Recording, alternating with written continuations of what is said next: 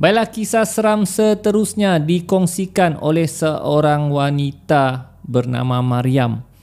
Dia cakap ketika ni dia berumur 12 tahun dan ketika tu dia balik kampung bersama keluarganya, ya, untuk menyambut sambutan hari raya. So, kalau orang zaman dahulu, sambutan hari raya ni bila pulang ke kampung memang sangat meriah.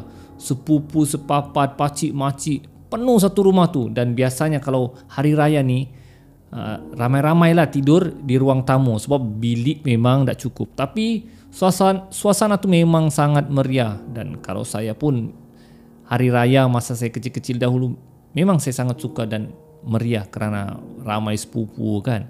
Jadi dijadikan cerita si Mariam ni ketika mereka tidur ramai-ramai di ruang tamu, ya, dia tidur di bagian hujung sekali, dan sepupu-sepupunya tengah dan hujung. Dan ketika dia hendak melelapkan mata, ketika dia macam mamai-mamai yang melelap, tiba-tiba dia nampak macam sekepulan asap hitam memenuhi ruang tamu rumah nenek mereka. Masuk banyak dan berpusing-pusing, dan bunyinya dia kata si Mariam tu sangat bising, seperti bunyi pengisar yang macam blender yang weng gitu. Dia pun yang tutup telinga dan heran asap apa yang dia nampak tu, ya. Jadi dia macam takut jugalah nampak benda, tapi dia perhati saja asap tu. Dan sampai satu masa asap tu menuju ke tempat sepupunya seorang, seperti dia macam meruju dan mencekik sepupunya, ya. Dan sepupunya tu terus macam yang meronta, yang macam yang cuba baca doa tapi macam tak dapat, macam dia nampak orang kena tindih lah.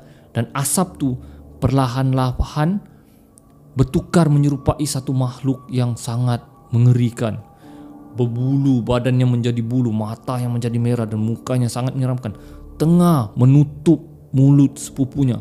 Jadi dia heran dengan apa yang dia nampak. Dia takut dan dia berfikir sama ada mau tolong ataupun tidak.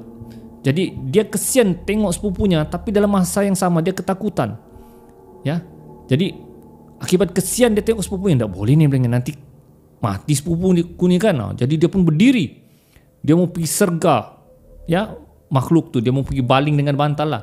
Tiba-tiba neneknya dari belakang bawa sudip kayu, pukul makhluk tu, terbanting makhluk tu, pam, di dinding dan hilang.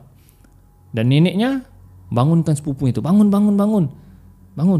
Sepupunya itu dalam keadaan yang nek, ya, ini ikut nenek pergi mandi. Nenek itu bawa sepupunya itu pergi mandi, dan neneknya pun bagi tahu si Mariam, nanya, kau nampak kah? Nampak nek, diam, jangan bagi tahu siapa-siapa, pergi sambung tidur. Nenek bawa sepupu ni mandi biar semangatnya ada semula. So si Mariam bingung dengan apa yang dia nampak, ya. Si Mariam takut dengan apa yang dia nampak, dan dia tahulah benda tu memang bukan benda yang biasa, tapi itu adalah makhluk jin yang dikatakan selalu mengipit orang ketika tidur. Dan selepas itu dia sudah berhati-hati dan dia beristighfar banyak-banyak sekiranya nampak benda tu, dan berdoa mudah-mudahan dia tidak akan jumpa makhluk itu lagi. Baiklah guys, kisah seram seterusnya dikongsikan oleh seorang wanita yang bernama Sofia. Ketika ni umur dia baru 15 tahun. Dia mengambil PMR. Jadi family dia ni, ayah dia, rumah mereka lah sedang direnovate, tengah macam diperbaiki, ditambah baik. Jadi memang tidak sesuai untuk ditinggal lah. Jadi ayahnya bercadang untuk menyewa rumah sementara. So mereka pun carilah rumah berdekatan dengan rumah mereka tu yang tengah direnovate, dan akhirnya mereka jumpa satu rumah sewa berwarna biru yang sangat, kata orang, ceria, cantik. So diorang pun macam yang ni ngam lah ni untuk family kita. Dia ni ada ayah, ada mak dia, ada adik dia namanya Muhammad, dan si Sophia ni lah. Jadi 4 orang diorang nekat untuk sewa rumah berwarna biru tu. Dan mereka ada satu jiran, mereka yang bernama Makcik Ani. Jadi Makcik Ani ni gembira lah melihat kedatangan mereka dan mengalu-alukan kedatangan mereka. Assalamualaikum Makcik, ya kami menyewa di rumah ni. Syukurlah akhirnya ada juga orang sewa di rumah ni. So seminggu awal tu, sebulan awal tu memang tidak ada apa-apa berlaku, semua keadaan baik. Sehinggalah satu hari ya si Sophia ni ketika dia belajar, dan bila dia belajar ni dia memang tekun lah, yang serius belajar, fokus. Dan dia tidak sedar ketika dia belajar dia sudah sampai ke jam 12 malam. Ya, ketika dia belajar fokus. Dan depannya ni ada cermin lah di meja belajar. Bila dia fokus tiba-tiba dia nampak bapaknya di pintu macam tengah melihat dia. Terkejut lah dia. Abah dia cakap kan. Dan bila dia pusing belakang, abah itu hilang dan pintu tertutup. Dia cakap, mana bapakku tadi? Aku ingat ada tadi di pintu. Jadi dia macam yang dengar.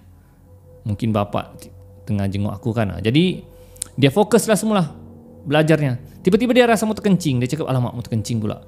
Jadi dia keluarlah mau pergi ke tandas. Dan bila dia keluar, dia nampak bapaknya tengah menonton TV. Dan rancangan TV itu rancangan yang tiada siaran, yang gitu. Dan bapaknya duduk besar mata menengok siaran TV. Jadi dia pelik kenapa bapaknya menengok TV begitu kan. Ya, siaran tiada tapi tengok saja TV itu. Dia tak perlu dia pergi ke tandas. Dan bila dia mau pergi tandas, dia bertembung dengan mak dia. Mak, dia cakap kan, biarlah Sophia dulu masuk mak. Dia cakap kan, mak suruhlah abah tu masuk tidur. Kenapa mau hadap TV, rancangan TV yang tiada siaran tu. Kemudian mak dia cakap, apa hal kau ni belengnya? Bapak kau sudah tidur nyenyak di bilik tu, berdengkur lagi. Dia cakap, si Sophia yang mau terkencing tu, macam tak jadi terkencing terus guys. Macam kencing tu masuk balik dalam perut. Jadi dia cakap, biar betul mak, bukan apa tengok TV ke? Mana ada. Jadi si Sophia pergi tengok balik bilik ruang tamu. Dan bila dia tengok, TV sudah tutup dan tidak ada orang. Dan dia cuba rasa TV tu masih panas guys, seolah-olah memang ada orang baru saja menonton TV. So dia terfikir siapa yang dia nampak tadi. So beberapa hari kemudian mak dia tengah kupas bawang. Duduk di lantai lah, di talam tengah kupas bawang. Jadi si Sophia ni bantulah mak dia. Bantu mak dia. Tiba-tiba dia nampak adik dia berlari dan melangkau macam lalu di depannya lah. Jadi si Sophia marah, "Mat," dia cakap, "apa kau lalu-lalu di tengah orang tengah kupas bawang ni?" Mak dia cakap, kau mengigau ke apa? Mana ada si Muhammad di rumah ni? Si Muhammad pergi sekolah lah. Terus dia macam yang seriau, yang siapa nak aku nampak lalu tadi depanku kan? Jadi dia cari, mana adik itu? Memang tak ada. Betul mak, si Muhammad pergi sekolah. Betul. Dia sudah yang, mak, macam ada aku nampak si Muhammad tadi lalu di depanku mak. Hayalanmu sia tu. Dia cakap kan, mana ada belengnya. Mamak di sini dah belengnya. Mamak tak ada nampak apa-apa pun. So si Sophia sudah heran dengan kejadian yang dia nampak tu. Tidak lama kemudian mereka dapat panggilan kecemasan yang nenek mereka uzur di kampung. So mereka keluarga segera pergi balik ke kampung. So tinggallah rumah tu kosong. Jadi setelah seminggu begitu urusan keluarga neneknya, mereka pun pulang semula ke rumah. Dan sebelum mereka masuk, mereka nampaklah Makcik Ani tu tengah bawa lauk, ya, tengah bawa makanan. Kamu dari mana? Dia cakap, bagi tahulah, kami baru pulang dari kampung sebab makcik kami, nenek kami sakit, jadi kami jenguk lah. Terus Makcik Ani tu terlepas makanannya. Kamu biar betul. Betul makcik kami mana ada di rumah ni. Jadi sepanjang minggu ni siapa aku nampak di rumah? Dia cakap, pertama aku nampak anak kau tu si Muhammad bermain-main di luar, seperti kamu kunci dia dari luar. Dan aku nampak, dia cakap, suamimu tu, yang laki tu ada di dalam rumah tengok TV, memasak, mandi. Tapi anak kau si Muhammad tu di luar, kamu biarkan sampai ke malam hari. Mak dia terus cuak bila dengar cerita Makcik Ani. Dan si Sophia ni pun cakap, kan mak, aku dah cakap mak, memang benda ni ada mengganggu. Apalagi dia bagi tahu ayah dia, tak apa. Hari ni juga aku panggil ustaz. Ya, kita baca Yasin ke apa ke, Ruqyah ke rumah ni. So mereka pun buat doa selamat lah di rumah tu. Dan semenjak baca doa selamat tu, barulah benda tu tidak ada. Dan selepas 6 bulan, barulah mereka pindah semula ke rumah mereka. Dan Makcik Ani tu cakap, sebelum kamu tinggal rumah sewa ni, siapa yang tinggal rumah sewa ni. Tak sampai dia cakap sebulan semua orang sudah lari. Kamulah orang yang paling lama tinggal di rumah ni. Dan saya sedih juga lah mendengar, sebab tidak ada sudah orang tinggal di rumah sewa tu. Dan Makcik An itu cakap memang dia selalu nampak ada kelibat di rumah sewa berwarna biru itu.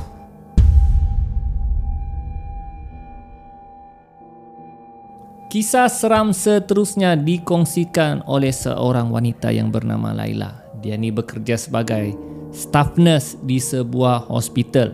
So hari tu dia bekerja shift malam. Shift malam ni dia lebih kurang 9 malam hingga 8 pagi begitulah lebih kurang. So biasanya kalau shift malam ni akan selalu datang awal lah ya, awal untuk bersiap sedia sebelum bermulakan shift. Jadi dia ditempatkan dalam satu ward macam ward perempuan orang tua lah, yang nenek-nenek punya kan. Dijadikan cerita ketika dia buat menulis laporan ya, tiba-tiba dia terdengar bunyi bel, bunyi loceng, ting ting, tapi loceng tu di bilik persendirian, bilik khas. Memang bilik ada bilik ward, bilik memang persendirian lah. Jadi dia dengar siapa pula di bilik tu, dan dia pergilah tengok, takut pesakit ada kecemasan ke apakah kan. Dan bila dia tengok bilik tu kosong, tidak ada orang. Dia cakap, aku dengar bunyi bel lah tadi di sini, bunyi loceng. Jadi kawan dia tanya, dengar, Laila, kenapa kau Laila? Bilik itu mana ada pesakit? Oh, jadi dia fikirkan, tak salah kah aku dengar? Jadi dia abaikan, dia cakap, mungkin loceng tu kali rosak ke apa kan. Jadi dia fokus semula lah dengan kerja dia. Tiba-tiba dia dengar bunyi macam, kalau ward tu kan yang jenis yang berkunci kan, tiba-tiba dia dengar yang tet, yang orang mau masuk. So dia tengok, ada orang di luar mau masuk. Dan bila dia keluar, dia tengok ada seorang anti tua, anti makcik Cina lah. Dia tengok, ayah Laila, kenal anti kah? Dia cakap, anti yang mana ya? Alah, itu tempoh hari yang anti saya yang sakit kaki tu mah. Oh ya, bilik 2033 tu kan anti. Ya, wah, macam mana anti, sihat ke sudah? Wah, saya sudah sihat mah, sudah boleh lari-lari lagi. Wah, baguslah anti, syukur aku sudah sihat. Ni dia cakap, ini ada hadiah untuk kau. Ini ada sebakul buah-buahan, limau, dan ini ampau untuk kau punya hadiah lah. Wah, terima kasih anti, dengan susah je anti. Jangan lupa makan mesti you makan ya. You tengok pun macam belum makan lagi. Ya anti, jangan risaulah, nanti saya makan. Jadi jumpa lagi ya, bye. Anti itu pun bye dia. Jadi dia pun balik dan letak bakul dan ampau tu di meja nurse betul lah. Tiba-tiba datang kawan-kawannya. Dia cakap, Laila, kau cakap dengan siapa tadi di pintu? Dia cakap, dengan anti itulah, anti yang pernah jadi pesakit kita. Anti? Terus kawannya cakap, ni bakul buah busuk ni kenapa kau bawa sini ni? Buah busuk? Si Laila tanya. Bila si Laila tengok, guys, di bakul tu buah limau buruk, guys. Terkejut dia, dan dia tengok ampau tu. Bila dia buka ampau tu, guys, duit Cina yang di kuburan tu. Terduduk dia, astagfirullahaladzim, apa yang aku nampak ni? Dia cakapkan, apa yang aku terima ni? Dan kawan-kawan si Laila cakap, adakah anti tu suruh kau makan? Ada. Oi, kau kena makan sikit juga ni. Kau sudah janji dengan dia makan. Jadi mau tidak mau dia terpaksa makan sedikit buah busuk tu sambil menangis ketakutan. Dan kawan-kawannya cadangkan, tengok CCTV, dengan siapa kau bercakap. Dan bila dia tengok CCTV semula, guys, memang betul dia bercakap seorang. Dan masa tu dia nampak bakul tu di lantai dan dia ambil bakul tu.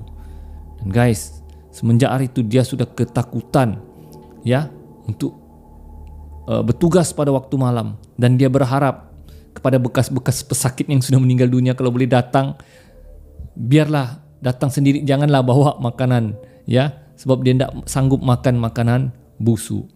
Dan itu menjadi satu pengalaman yang seram kepada nurse tersebut.